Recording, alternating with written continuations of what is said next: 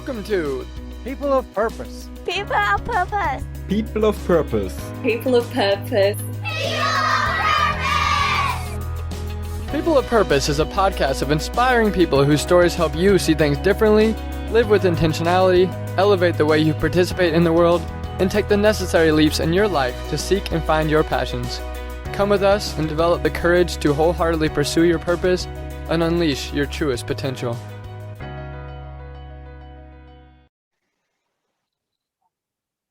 Hello, Shay Stone, and welcome to People of Purpose podcast. Wonderful to see your smiling face today. Awesome. Thank you for having me, man. I'm very excited about this conversation. Yeah, definitely. I've never personally talked to an animator, especially like an animator at the highest level, and an animator that's into the personal development, empowerment type of industry. I'm really excited to kind of see your unique perspective on the purpose journey in life. Yeah, no, for sure. It's so interesting because when people think about animation and then they think about like personal development, they think it's something far-fetched, and there's a huge gap between the two. So people always ask me, they're like, how did you get into personal development? How do you get to life coaching? And you're an animator, you've been an animator for so long, but the things that you have to know to be an animator, our job is to study human behavior. Our job is to understand the nuances and intricacies of human behavior and thought processes and emotional and spiritual, physicality and anatomy. It's like, and at the highest level. So when you think about that and you think about life coaching and personal development, it actually goes hand in hand. And it's a very key skill to have when you're trying to empower people to move in the next direction of their lives. Yeah, wow, exactly. Have you always wanted to be an animator growing up, or what are you doing nowadays? Yeah, so I've been wanting to be an animator since I was 7 years old. Yeah, I used to watch Disney movies all the time. I loved watching Aladdin, which is my favorite movie, Lion King, and when I saw Toy Story, like all hell broke loose at that point. Like I loved it so much, and I was just overwhelmed with excitement and happiness, and I knew that I wanted to be a part of whatever that was. Now I didn't know what animation was right off the bat, but I just knew I wanted to be a part of that, and it's stuck with me throughout my childhood and obviously throughout the rest of my life. And I've been wanting to be a Disney animator since I was a kid, and thank God here I am now. So you're one of those kids that like you made this big dream when you were like a kid, and the dream has come true in adulthood. Yeah, I mean, there's a lot. There's a lot that's gone into that, right? So obviously, we'll get into the nitty gritty of it. But it's from 7 years old, I had the dream to do that, and thankfully, when I was a kid, my mom, she allowed me to evolve, right? Because as a 7-year-old kid, I wasn't stuck or disciplined, like, oh, I'm going to be an animator and that's it, and my whole life is figured out at 7 years old.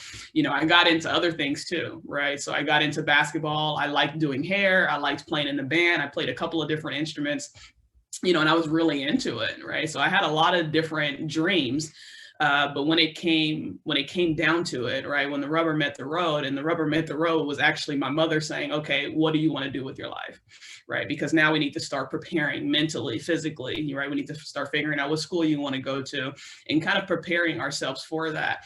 And this conversation came when I was 13 years old. So at the age of 13 is actually when I had it all figured out. I knew what school I wanted to go to.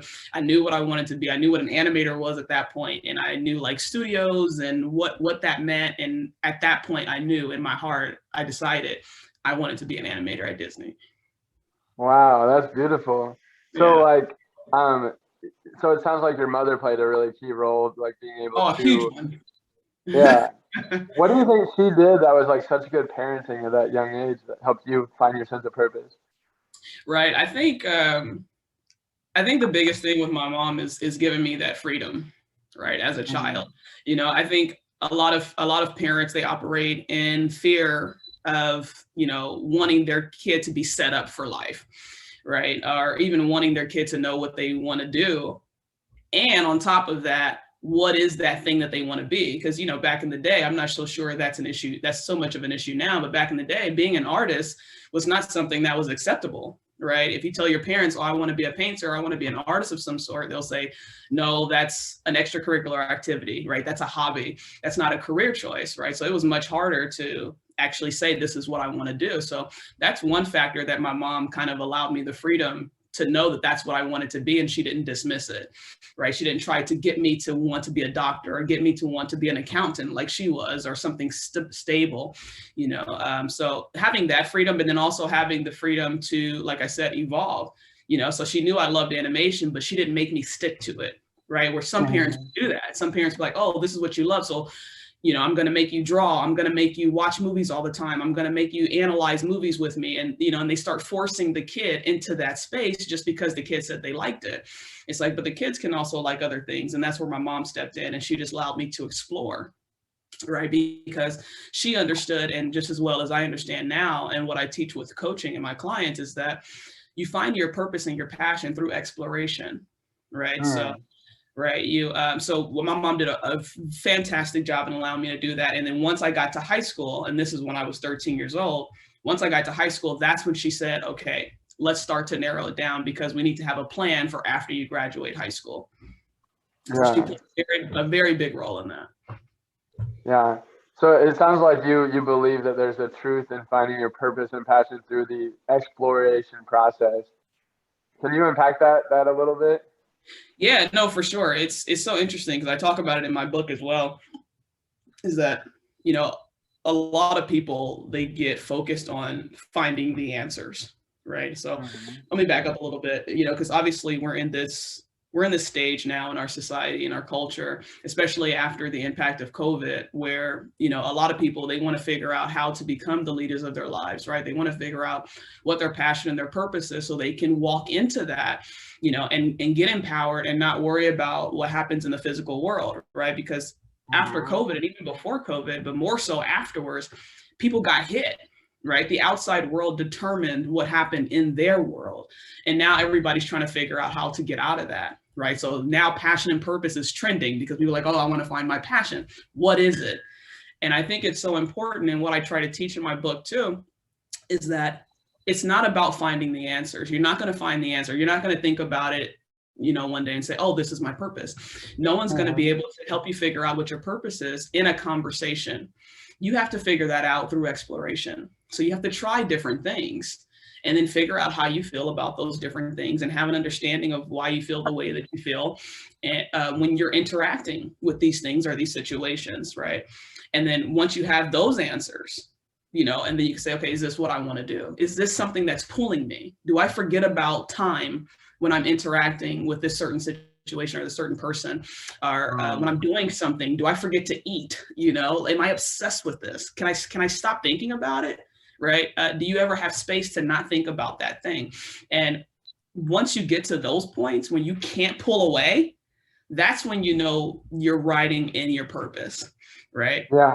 And that's something that you need to entertain. So even going back to, like I said, with my mom, she allowed that exploration to happen. She allowed me to evolve and allowed me to kind of associate myself with different subjects, right? To see what I interacted with the most, what I responded to the most. So I teach that in my book as well, is that don't worry about finding the answers, just explore. So if you feel something, go with it, try it out, figure out how you feel about it, and then go to the next thing too. Right? Take time to do that, you know, and there's a wonderful example by Viktor Frankl in Man's Search for Meaning. I don't know if you read it, but one of the things he says is when you're talking about chess, he was like, you wouldn't ask a master chess player, hey, what's the best move in the world? Because you already know the answer is, well, it depends, right? It depends on what move is made prior and what move was made prior to that. Finding your purpose is the same. It's the same process. It depends. You know, what's your purpose? Well, I don't know. Have you tried this? Oh, no, I haven't tried. I think I like, okay, well, try that first, right? And then try that other thing, right? And then you'll start to figure out how to move within that. Gotcha. That makes a lot of sense. So in your personal life, it sounds like you were opening a lot of doors, and I would imagine you had a lot of, you know, you went through a lot of experiences that didn't really fulfill you and felt draining or felt exhausting. You never got trapped in any of those things because society or culture or whatever told you to stay there? You really trusted your sense of like flow? Yeah, I think that's a big thing is trusting that. You know, so I did get into a situation, and you know, this is kind of a defining moment in my story that I say all the time. I talk about it in my book because this was my moment for me, you know, so it has to be brought up. When I actually decided that I was, you know, at 13 and when I had it all figured out, you know, I knew what school I wanted to go to, and that school was called Full Sail University. And the plan was to go to Full Sail University after high school, right? So Full Sail University was where I was going to go to learn computer animation and become an animator. You know, a lot of people went to the school, they made it into these big studios, they worked on movies. So when I recognized that this school even existed, I knew, I was like, okay, this is it, right? Because this is going to propel me to my dreams, right? This is going to help me, right? So after high school, I got cold feet, right? I got scared. I really talked myself into not wanting to go anymore, right? And I had a fear of failing. I had a fear of success. I had a fear of leaving home, right? That called for me to do so. And I remember trying to talk my mom into accepting the fact that I didn't want to go anymore. But I wanted her to be okay with it, not knowing that I actually had a fear about it. Right. I just tried to like veer her into something else. So there was this community college that was just up the road. Right. And I told her, I was like, hey, you know, I'm thinking, how about I go to this community college, you know, kind of get my feet wet a little bit. And then in 2 years, once I'm done with this program, I'll go to Full Sail.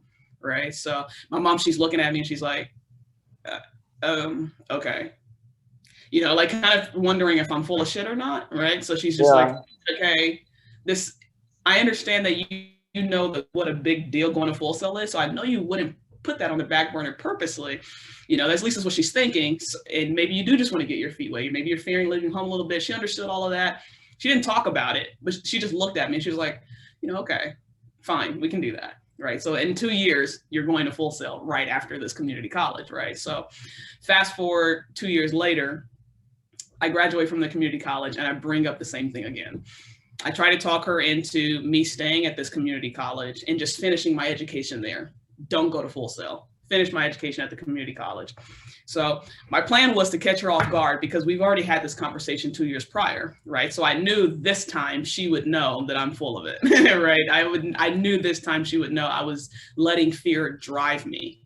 Yeah. And that was fear for me in itself because I already felt like a loser, right? I already knew that I was giving in to fear, but I didn't want to actually face it or really acknowledge it in my own mind. I knew what I was feeling, but I didn't want to acknowledge it. So I thought to myself, if I could just figure out how to talk her into it and make her accept the fact that I don't want to go to Full Sail anymore, that I am giving up on my dreams, that I am fearful without actually having to say that, that would be good for me because that means I don't have to acknowledge it at all. Because I'm already not acknowledging it. I'm trying to figure out how to sell her to get validation for me giving in to fear, if that makes sense. Totally. Yep. So one day I was thinking, I was like, what's the best way to do this? Without the conversation lasting too long, I want to catch her off guard so she doesn't have time to react in the way that I think she's going to, right?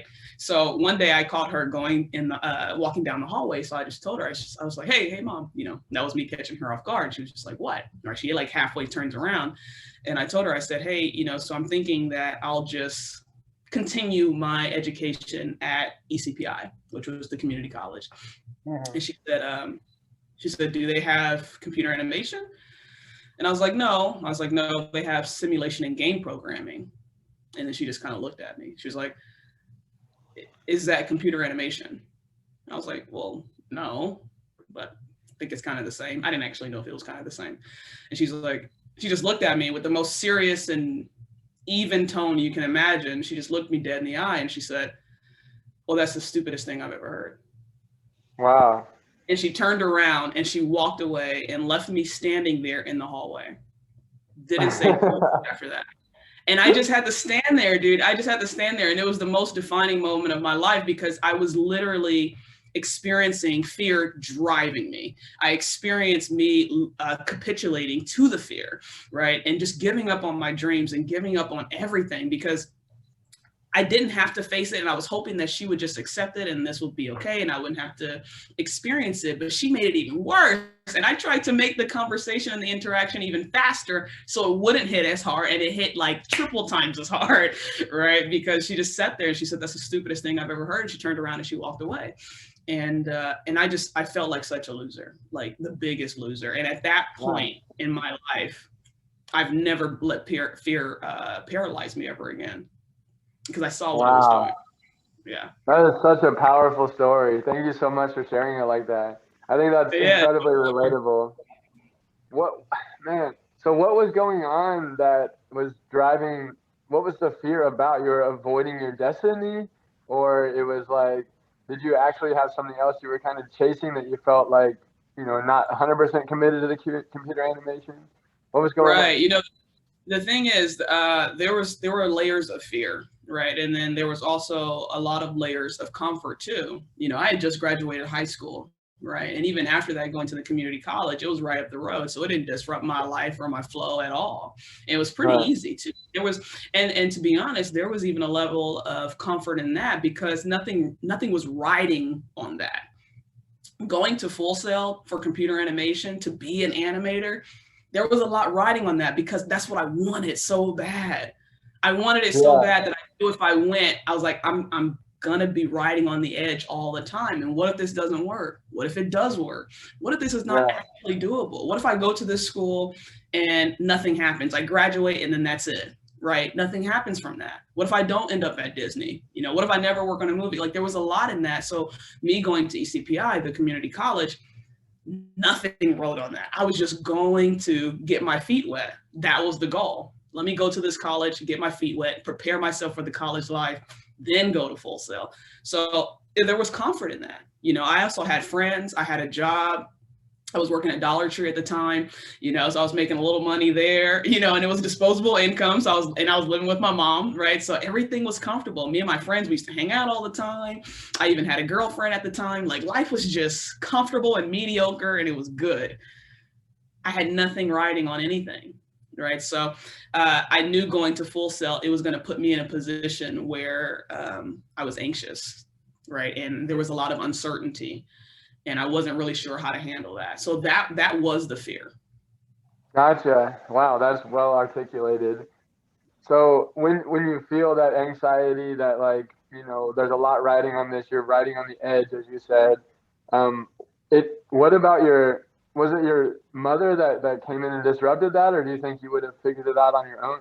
What got you to say, I'm willing to step out on the edge like this? I would not have figured it out on my own. It was that I call it the hallway incident because she just like tore me into shreds at that moment in my life. If it wasn't for that, I truly, truly, truly do not believe I would be the person I am today. Wow. It was me facing that, her doing that to me. And and some people might even hear a story like that and think that was the wrong way to go. Like, oh, your child is coming to you. It's obviously they're scared. Obviously they're nervous. Maybe this is when they need hand holding. This was a situation that could have easily needed some hand holding, some massaging, right? Some baby, it's going to be okay. Some talk like that. But my mother, she's so intuitive and she knows how to raise her children. She knew that's what I needed. Yeah. She knew what and it's very important to know your children's personality and know what they need, even if it's going to put them into a tough love situation. And that's exactly what it was. So if it wasn't for her kind of making me deal with that on my own and initiating that I have to deal with it on my own because she's not into it, right? She called bullshit, right? And that pretty much. So, and the crazy part is about that situation is that we never had that conversation again. We never brought it up again. You just made the decision to go to Full Sail. There was no like, oh, I'm sorry that, I said that and then I left you there. And there was no me going to her and saying, Mom, like, I can't believe you just left me there, blah, blah, blah. It was an awkward day, and for me, not for her. She was completely fine. It was an awkward day for me because I was just like, man, Shay, you are a loser. Like, you really did that and you exposed yourself, right? Like, I felt even exposed to my own mother. I was just like, I just felt sick. to my stomach. And I told myself, I don't want to feel like this anymore. I can't allow it. I can't allow it. My own mother is not even on my side with this. Right. Like that was embarrassing for me. Yeah. You know, it's like no one's like, you're not even on your own side. So it's like, for me at that moment, I made the decision. I said, no, I knew I was giving into fear, right? I was conscious enough and aware enough of that. And I made the decision. I was like, no, this is not going to ride, you know, because if it had any chance to ride, it was going to be my mother accepting that. So if she accepted that and let me not go to Full Sail, only God knows where I would be miserable right now. Yeah. Wow. So you just made the decision to go to Full Sail. And how did you find Full Sail? Was that the scary experience, or is that when you really started to like blossom and really find your stride inside your purpose? How did I find Full Sail? No, once you were at Full Sail, did you feel like that really opened up your sense of purpose and you felt like you were actually living where you needed to be? Full Sail was interesting. So Be Better Than You actually dawned with Full Sail, right? Okay. Everything that Be Better Than You is about, and even the phrase itself. So all my life, you know, I've always been an observant child, you know, and I talk about that all the time, you know, but my observations and my questioning and my reflection always had to do with the outside world, you know, other people. Right. I would observe other people and figure out why they did the things that they did, why they felt the way they felt. Even with the animation, it's about other people, right? My study is about other people. So when I went to Full Sail is a very competitive school, which makes sense because the entertainment industry is very competitive as well, right? So when I went to Full Sail, I was very excited. My first day, I was super excited, and I knew that everybody else was super excited too. Right. So the first day of Full Sail is like a dream come true in itself, because it was like the first day of the rest of your life. You know, everyone's there. They're excited about what's to come, achieving their dreams and things like that. And there was a lot of excitement. And then after the first couple of days, anxiety started to set in, right? Things got really quiet, you know, within the students, because I think everybody felt the same thing. There's a lot riding on this, right? Everyone, and there's so many people at Full Sail. I had 100 kids in my class, 100 people starting. All of you guys think that you're going to be hired by like Pixar and Disney and stuff like that? Exactly. Everybody, that's what everybody's hoping for. And then, so as you get into deeper into the program, and this only took a couple of weeks to happen, you start to realize, you're like, oh no, everybody has the same goal. And now the mindset started to shift, and I saw it, right? I saw the shift. Everybody started to get competitive with each other. Everybody wanted to be better than this person. You wanted to be better than that person. That my project has to look better than hers, right? And I saw that was the shift happening, and I told myself, you're right, because I already had a lifetime, you know, obsession with observation.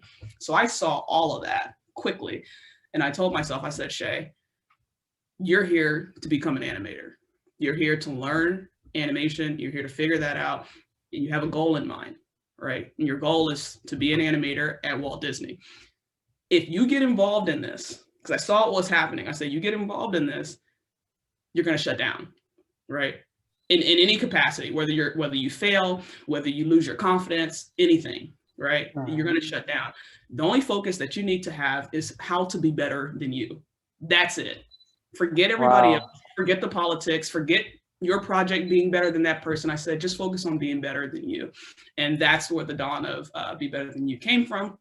And that's when I had that epiphany, right? That changed everything. And I knew that all of my lifetime practices of observation and reflection and questioning, that's when I turned it inward, and I started looking at myself and used all of my life work internally.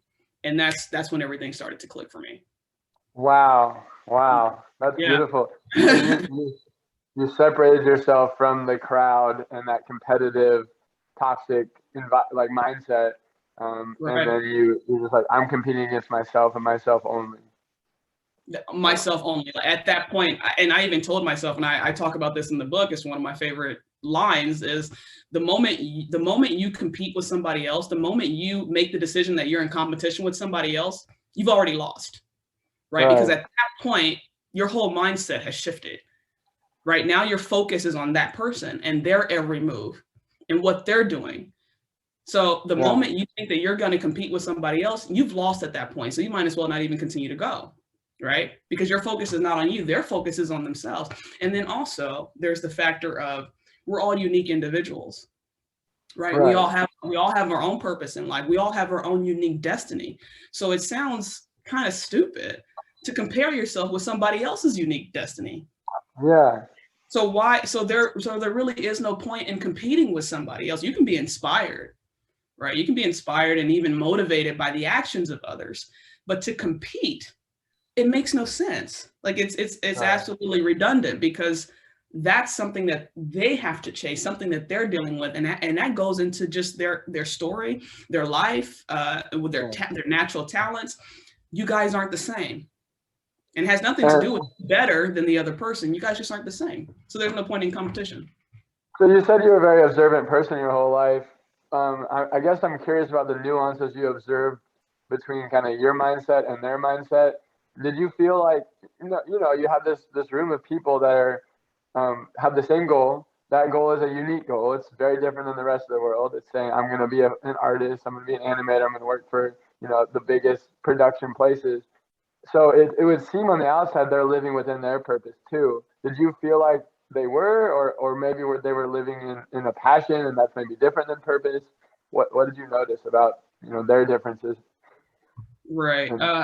That's really tough to answer, to be honest with you, because it's case by case. Because as you were actually saying that and finishing your thought, a whole realm of people came into my mind. Right. Some that I feel like truly were. Some I feel like wasn't really sure. They were just kind of going that path just to kind of feel like they have something going on with their life, or at least. And then there's the people that that are really trying, but they just couldn't, and they found that wasn't what their passion was or what their purpose was, and those are two different things, right?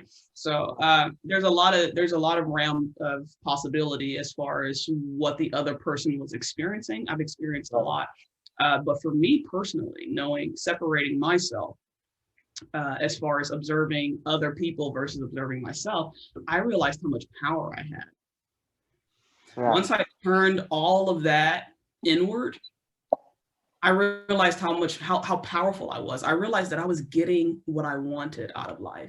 I was getting what I wanted out of interactions. I was getting what I wanted just in general, like the energy that I had once I put all of my life's work into myself, into studying myself. It got scary. Like it got really scary. And sometimes it's still scary, right? What's so scary about it? The scary part about it is how much power you realize you have. Right. And it goes into understanding who you are.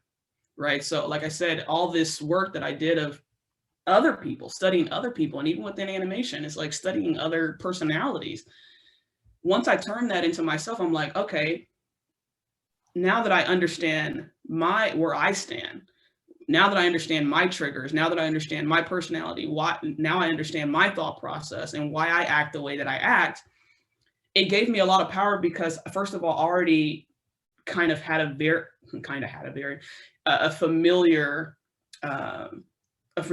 like relatability with other people, right? Because that's what I've been studying my whole life, and what I've grown to learn is that we're all the same. We're all just we're all an expression of the exact same thing.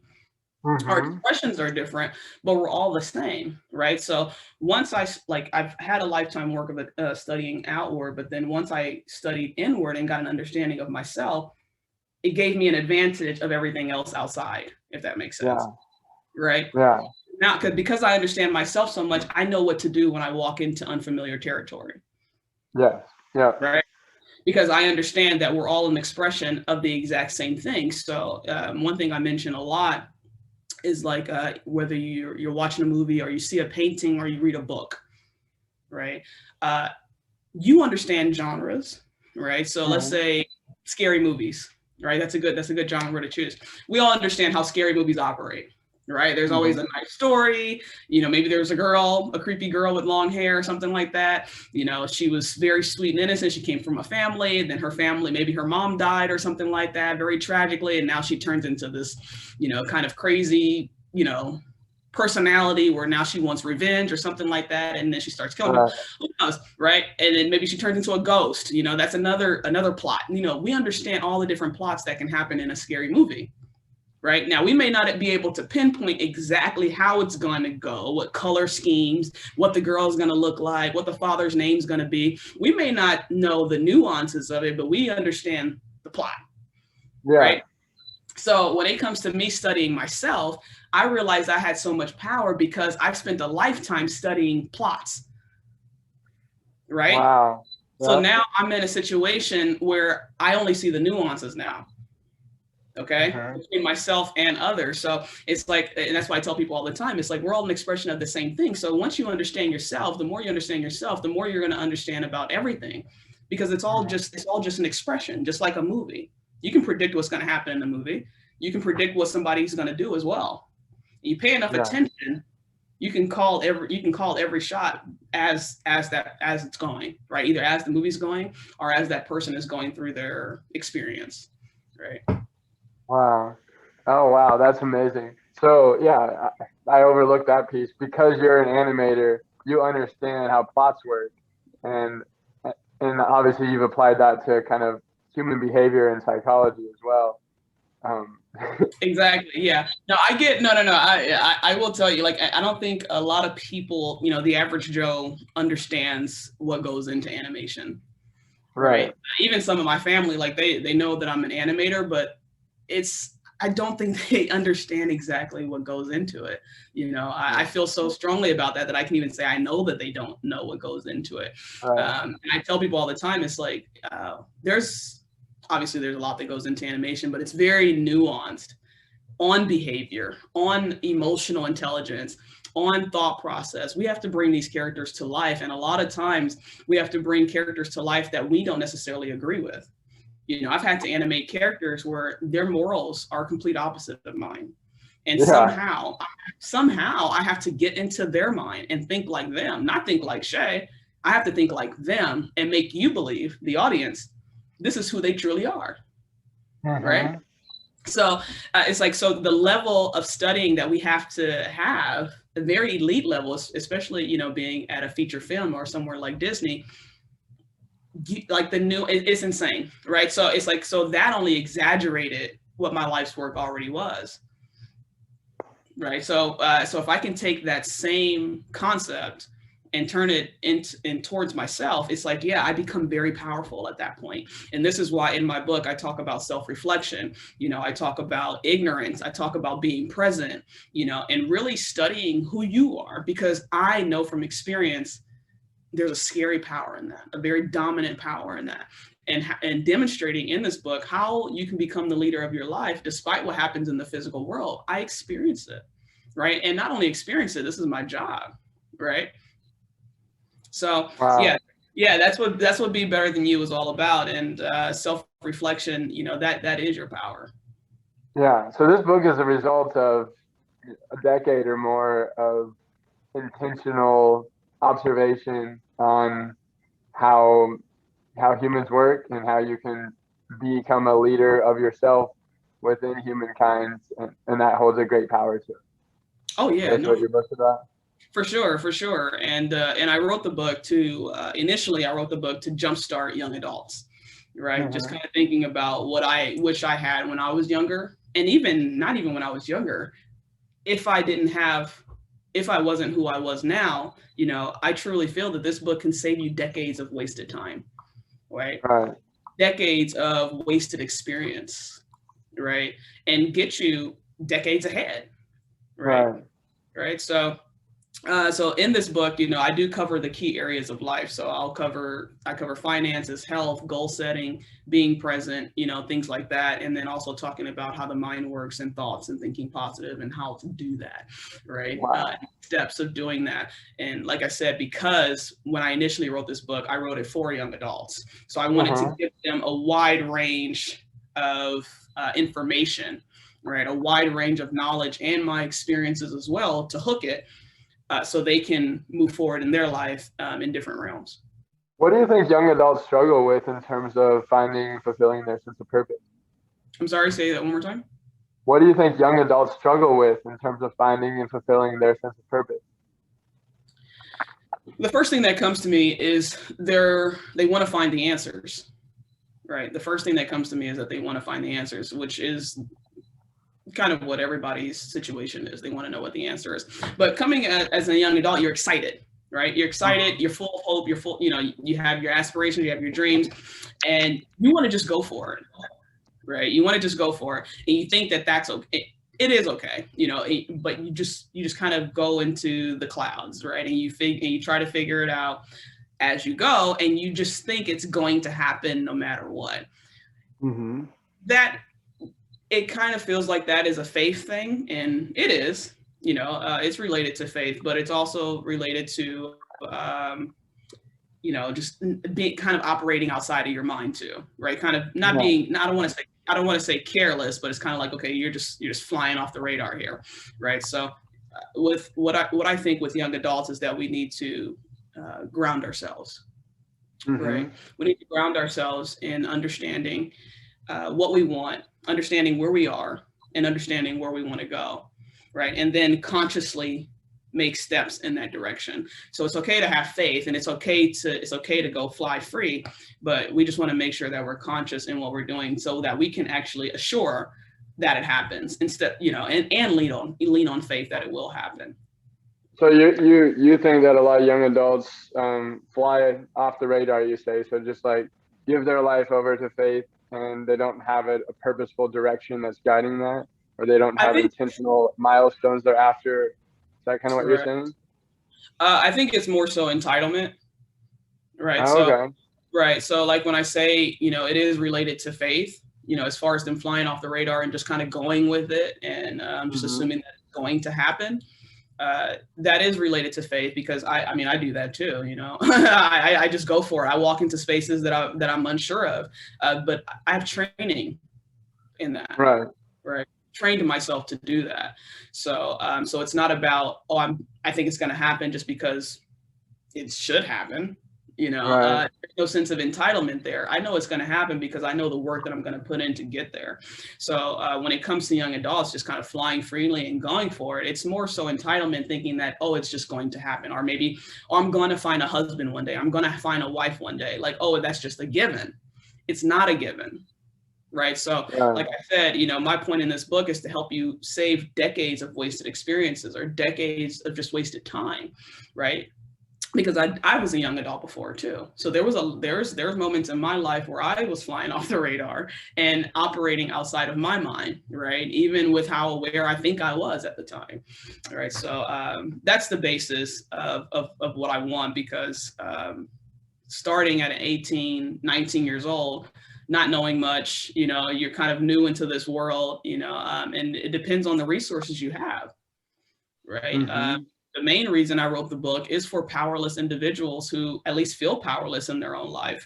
People who didn't grow up with the resources, right? People who didn't have financial support, family, emotional support, people who want more, deserve more, not sure how to get it though, right? They even have a lot to offer to the world, and they're just not sure how to go about it. In my mind, these are the diamonds of our society. So this book is giving these diamonds what they need to shine right away. Beautiful.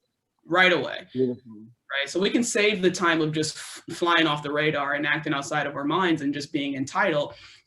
We can be entitled within our own right by making sure that we're consciously going in the right direction and taking the right steps and being present in the moment as we're going about it.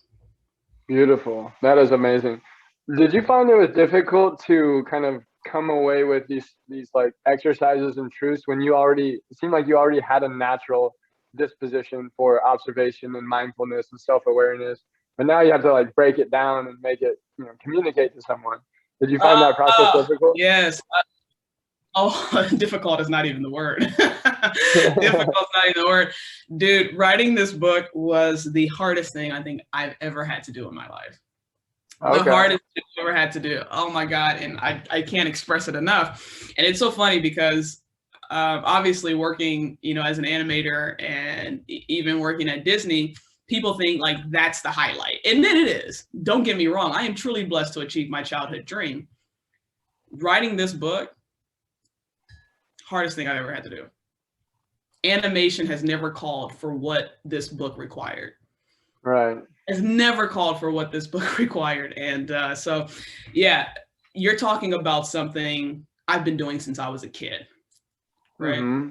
You're talking about natural behaviors. You're talking about something where I'm sure people have asked you before, like, hey, Tanner, how do you do this? Or how do you do so well at that? You know, you bring yourself out of these situations. You started this business. And you're just like, I don't know. I just do it. Right? Like, that's what you feel in your mind. You're just like, I don't know. I just do it. This book was a lot of that. You're talking about my life's work. So I don't know. I just do it. But I knew if I was writing a book, obviously I can't just say, just do it. Can't just say that, no. I can't say just think positive, right? I have to show you how to even get to that point, right? Yeah. So I had to break down things that I was doing subconsciously. I had to think to myself, Shay, what is it that you do, right? You know that you are powerful in your own right. You know that you tend to get anything that you want. You achieved your childhood dream. How do we break this down so someone can do the exact same thing? Right? How can we break it down so people can feel empowered and not let fear paralyze them? Right? Okay. That took a while, because I'm like, all right, well, now I just need to figure out, well, what do I do in general? And I had to go through each category. Right? It's like, okay, well, you don't let fear drive you. Okay, how do you do that? Oh, well, there's that one story, and then I remember feeling this way, and then I asked myself this question, and I'm going through like this intricate process, and I would start writing things down, right? And I still wasn't sure as far as what the answer was, like what's going to go in this book and how we're going to do it and what the order is going to be. I just started writing down thoughts that I had about myself and why I think I get what I want, right? Or why I have confidence, right? Or whatever the case is. So I would just write down these thoughts, and then I would reflect on those thoughts and converse with myself about, is that all? What else do you do on top of that? That might be part of it, but I think there's more to it. How do you get someone to think like this now? Where were you at 5 years ago? Because this is what you're thinking now. So the thought that you just wrote right now, that's you right now. So let's journey back into 5 years ago. Let's see how you got here. Let's journey back 10 years ago, and let's see how you got there. This is the process that I went through of writing this book, to make sure that I'm saying the things the right way so people can understand. It'll be easy to read, easy to digest, and empower them right away. That was my goal. I want you to get empowered right away, right? So I went through a crazy intricate level of just assessing myself and assessing what I do subconsciously and meditating on that, and going back and forth to figure out how to get this book in the direction that I wanted it to go. Wow, that sounds like an amazing process to go through, like super full on, very immersed in yourself and your past self. Wow. Is there like something from the book that maybe based on the conversation we've had, that you wanted to share, that could be a grounding exercise or something for a young adult to find their sense of purpose? Oh yeah, no, for sure. I think the biggest thing as far as finding your sense of purpose is understanding who you are first, right? And there's layers of getting to that point. So understanding who you are is a goal, right? You know, people think that they understand themselves, but that's not the case. They know themselves, right? They know their name. They know where they're from. They know what they like to eat, right? That's not understanding yourself. Understanding yourself goes much, much deeper than that, right? Understanding yourself is awakening your subconscious even, right? And being able to operate on different levels of perception based on what your perception is, right? Your anchor is, right? So Understanding who you are is talking about understanding your triggers, understanding why they're triggers, understanding your thought process, understanding how to manage your thoughts, right? And understanding where they're coming from, your story, and how that anchors, and and that anchor, and how that how that has to do with how you interact with others, how you perceive or how you receive other people's perspective, other people's views, how people talk to you, how you receive feedback. Like understanding who you are, it goes deep. Right. So that's all. So when it comes to, like I said, exercises for people to figure out what their purpose is and finding that and being intentional at that point, there is an exercise in my book, and it's in the first chapter. That's one of the exercises. It's in my chapter, and I won't go through it now because it is an intensive. It does require you to sit still, right? And kind of, I'll say, it's kind of like a meditation a little bit, but it starts within your truth, right? So it starts by bringing your truth to the table and accepting who you are. So that's the base level. So you know who you are. And now we need to bring our truth to the table and accept that. That's another, right? So once you can bring your truth to the table, and that's a hard step for a lot of people. Right. So you can know who you are, but then now when you start to expose your truth and all the essence of who you are, and I'm saying like the real truth, like the truth that makes you sick to your stomach, right? The truth that you keep in the closet, the truth that you don't talk about, the truth that you don't even think about. We need to bring that to the table, right? Because you know what those things are. You might not understand them because we're not there yet. You know what those truths that you want to hide from yourself or hide from people. You feel ashamed of those truths. Yeah, so it's a part of that as far as like accepting your truth, right? So exposing it to yourself and being okay with that and accepting that, and then at that point you can start to get into the realm of understanding it. So once you understand who you are, that's where you're gonna have the power, right? And like I said, there's an exercise in my book to help you get through that, right, and help you process that. And so at that point, like I said, when it comes to moving with intention, you'll be able to do that at that point. I guess a question I have that seems to relate to kind of my reality. I think that sometimes I have a pretty good, I think in general I have a good self-awareness, understanding of these types of truths you talk about. I've done a lot of exercises that would promote that. I'm really curious what your exercise is. I'd like to do it from your book. But I also notice at times, like in pursuit of some of these goals to become who you want to be, you can get like stuck in them, or they're delayed, or they take extra time, or another factor becomes a part of it, or a person or relationship enters your life. And you still know your truth, you still know where you're headed, but sometimes you don't know if you should stay in that space or if you should, like, I guess, when do you know it's time to like shed some of the goals you had thought were right for you versus like the goals that you like, understand that, like in this present moment are what you want to be, Right. One thing that's big for me is moving with what life brings. Moving with what life brings. I talk about this in the book too. It's like, I don't try to pretend that things are perfect. I don't even, I understand that things aren't perfect and I'm going to get distracted, right? That's what life is about. All right. So I don't try to make it seem like things aren't a big deal for me, right? So if I'm feeling some type of way, or if there's a distraction in my life, or if I'm in a situation that I'm not sure is a part of what my journey is supposed to be, I always choose to immerse myself in it anyway. Right? Because, we can say that life, everything in life happens for a reason. I agree with that to a certain extent, but as far as exploration is concerned, I'll give it my attention anyway, at least a little bit. And of course, the trick is knowing when to move on, but you can't really know you can't know when to move on, or if that experience was supposed to happen or was supposed to be a part of your journey, if you don't give it attention. Right? If you don't tap into it, it's kind of related to the notion of listen to everyone, because there might be something that somebody says, maybe you might not agree with their point, but there might be something within what they said that could help you, that you can take from it. So I feel the same way. I feel the same way with experiences. So what I would say to you is, don't be so quick to be dismissive, right?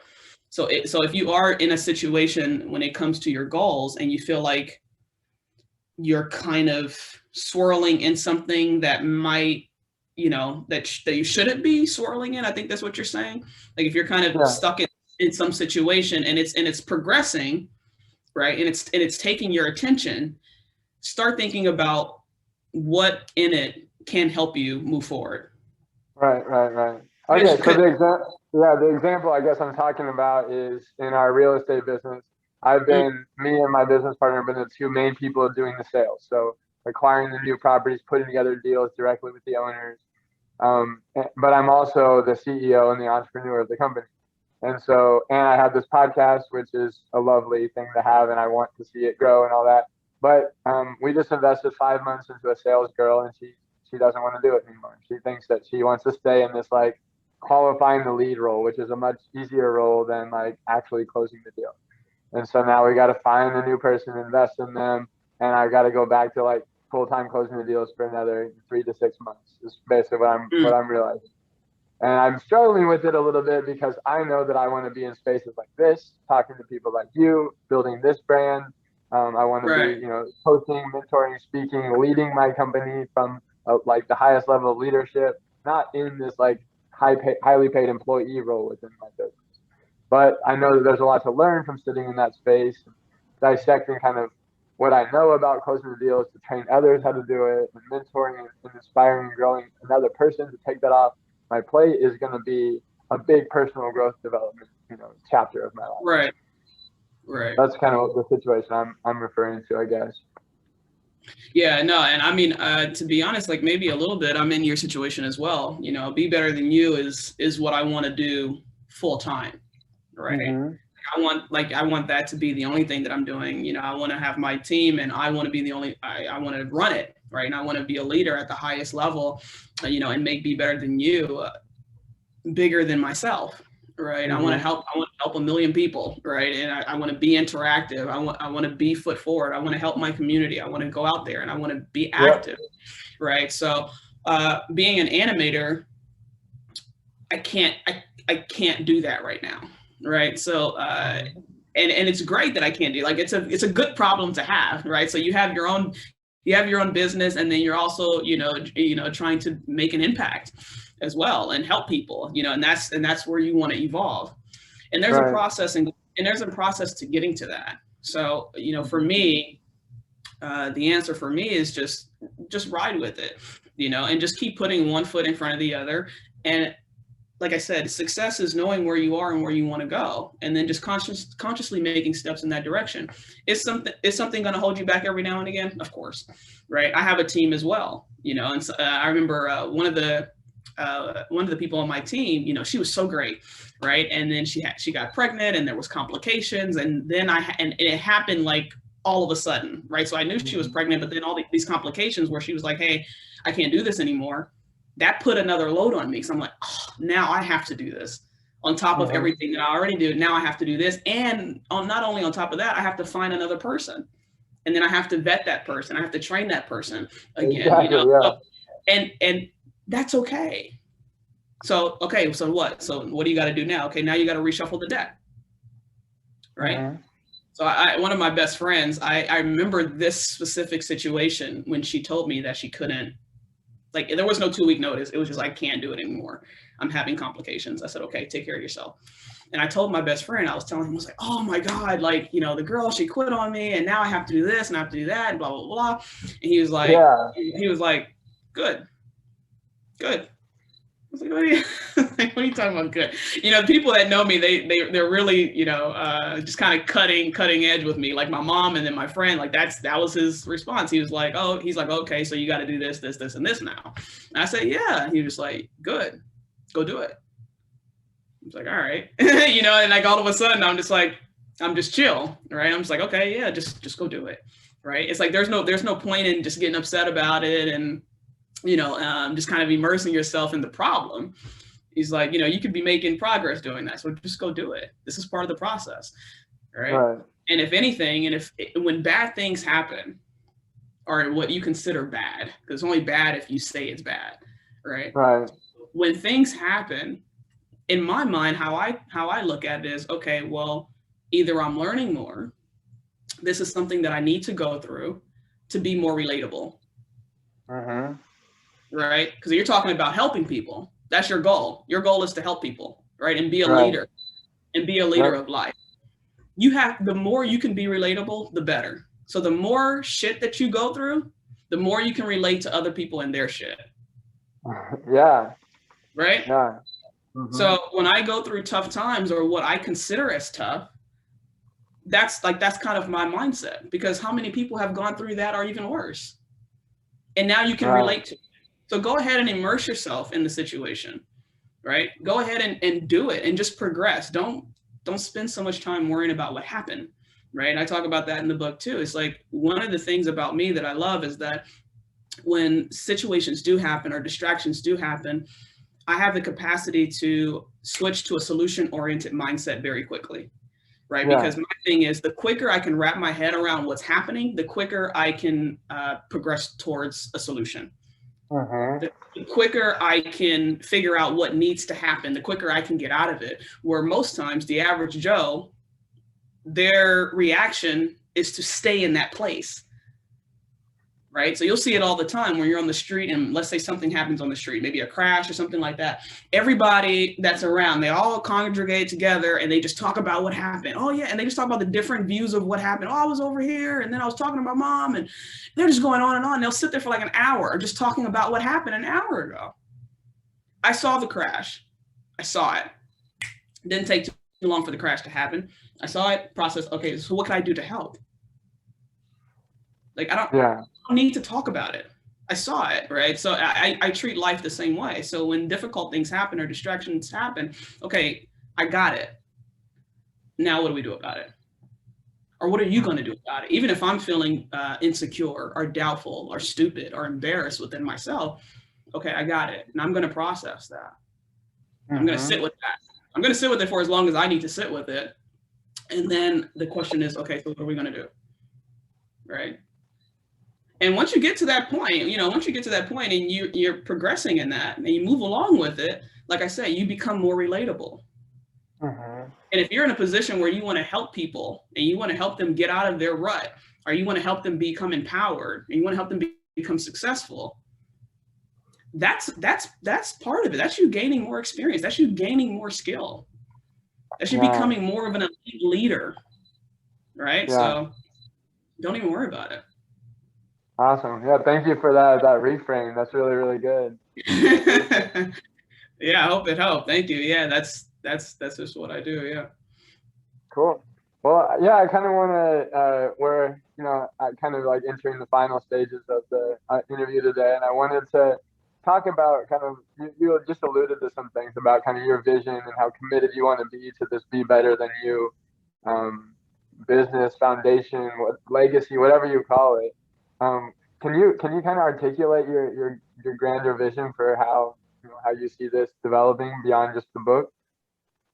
Right. It's so funny how this is happening, because I feel like the book wasn't even supposed to happen. Right. So this is not something that I set out to do. Now that the book is here, we have it, it's getting feedback. We have the Instagram, there's a community being built. There's obviously things that I'm exploring now, things that I'm working on now to be more expansive, more interactive, with Be Better Than You.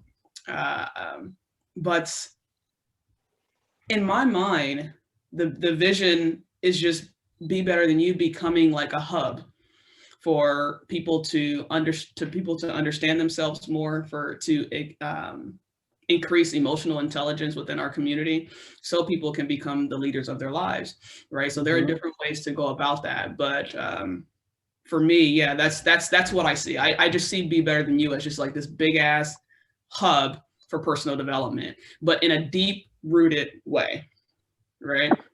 Not surface, teaching people the how, teaching people the why, why this is happening, how you can go about it, right? And studying perspectives and stories and sharing and experiences and reframing and like just it's all about that emotional intelligence, because like I said, the more you understand yourself, the more you know everything. And that's the goal. It's just empowerment. Wow. So like I said, there's a million ways that we're going to skin that cat. And right now, and what I have been doing since before the book is taking a step out on faith and understanding what the vision is. I can see the vision, how we're going to get there. We're going to put one foot in front of the other and figure it out. Yeah. And you're doing this while you're a full-time animator still? I'm doing this while I'm full-time. So yeah, it is great too. You know, it's really great because be better than you. It's not something that I want to grow fast. Right. Yeah. I want to make sure it's steady, because this is something that I didn't set out to do. This is new for me, you know, exposing myself on Instagram and, you know, talking to people and helping people, doing life coaching and stuff like that. It's like everything coming directly from me. I've never thought that I would be someone on Instagram talking and all this other stuff, and or writing a book and doing interviews and stuff like that. And just about myself. Like I never saw that happening. But I just kept putting one foot in front of the other. I felt that purpose. I felt the shift, you know, and I'm a huge believer in God. So I felt him pushing me into something and I didn't know what it was. So, and he's still pushing, right? So I can't, like, it's like I'm getting shoved into a wall a little bit, because it's like, and this is how you know what your purpose is, because I'm like, even if I don't want to do it, I don't have the option not to. Right. So when I started this Instagram and when I wrote my book, I was in the process of losing my mother. Right. I was taking care of her. I was a full on caretaker. I was her full on caregiver, administering medicine, feeding her, changing her, everything. Right. Wow. When I started my Instagram, this was my life. Right. While I wrote my book, this was my life. And I ultimately lost her just last year. And I'm still here and I'm still going. And this is how you know what your purpose is, because I feel that push. It's like, this is what you need to be doing. So my whole point in saying that is that I want to make sure that I do it at an even pace. Wow. Wow. That's beautiful. So when you were in the process of losing your mother and taking care of her, how were you able to, like, were you projecting this like empowered, full, purposeful, happy self to the internet, or were you being like raw and vulnerable? How did you handle that? Why did you want to show people your life at that time? Yeah, I don't know. You know, I really don't know. And that's where we go into purpose again. I just felt like I had to, you know, and I was being raw because I knew that I really wasn't, I was the one who needed help, right? Mm-hmm. I was the one who needed help when I started that Instagram, when I wrote this book. You know, and you can, like, if someone who's like, you know, emotionally intuitive, there's parts in the book where you can probably tell I was sitting right next to her as she was dying, right? And I'm still writing. And I just felt like I had to, and maybe it was good because it was an outlet for me. I'm not sure, right? I remember thinking that, what if someone else is going through this and they're not as equipped, you know, or what if someone else is just not going through this in particular, but it's just going through a hardship, right? Where they feel like they're alone in life, or if they're even just trying to achieve their goals and they're going through a hardship in that internally, you know, and they're not equipped enough. They need a different perspective to get out of it. What could I do to help while I'm here? Right? What could I do to be an ally to them through text, right? Through Instagram. And that was really, you know, just kind of speaking raw from the heart right now. That was really where my head was. You know, It's like, you know, who could I share? Who could I share it with spiritually, and not necessarily talking about my situation, but who could I share it with? You know, and that worked well for me, and it's still working well. Wow. Yeah. Wow. You're a strong person. Yeah. Thanks, man. Thanks. Appreciate it. Cool. Well, is there anything else that you want to share, or anything that you want to ask from the audience, or any challenges you want to put out there before we wrap up? No, I mean, I'm always here. You know, like I said, I do life coaching. So if you're interested in, you know, having an ally and moving towards your goals, and I tell people all the time, I'm gonna move as hard as you move, right? Probably even harder. But I always tell people, like, when it comes to life coaching, I said, look, I'm gonna have just as much energy as you have, right? And it's like kind of like bumper cards, right? You know, you play Mario and the car's just sitting there and you move it and the car behind it hits it and it doesn't go anywhere because it's not moving. Does that make sense? In Mario Kart or something, or just bumper cars anyway. Yeah. So if the car is just sitting there and you try to bump it from behind, but it's not moving, no one goes anywhere. So this could easily be me behind you, pumping you and trying to get you to go. But if you're not going to move, my energy doesn't matter. But when you're playing Mario Kart and the car is moving and then you bump it and then it, you know, right. And then it goes 100 miles per hour all of a sudden. So I tell people, I'm going to go just as hard as you're going to go. So as long as you're going, I'm going to come with you with even more force and I'm going to push you to the next level. But you gotta move with me, right? So my life coaching is not done for you, it's done with you, right? So if you're looking for someone to help you get to that next level, you know, feel free to reach out. I'm always here and we can make magic happen together. And you can find me on Instagram at shaystone.s, or you can sign up for life coaching at bebetterthanYou.com/coaching. Wow. Awesome. Thanks. Thanks so much for sharing your purpose today. You articulate it so well, and I think you have very relatable stories. As you said, you know, going through the trenches and the hard parts of the purpose journey, you become more relatable. You have better awareness of what people are going through, and then you can lead people forward and out of that. It's really cool to see you embracing that part of your path of purpose. I'm really excited to see what this hub of Be Better Than You will become in the future. Yeah, no, for sure. Me too. Thank you for having me, man. I appreciate it. This has been great. Yeah, of course. Thank you.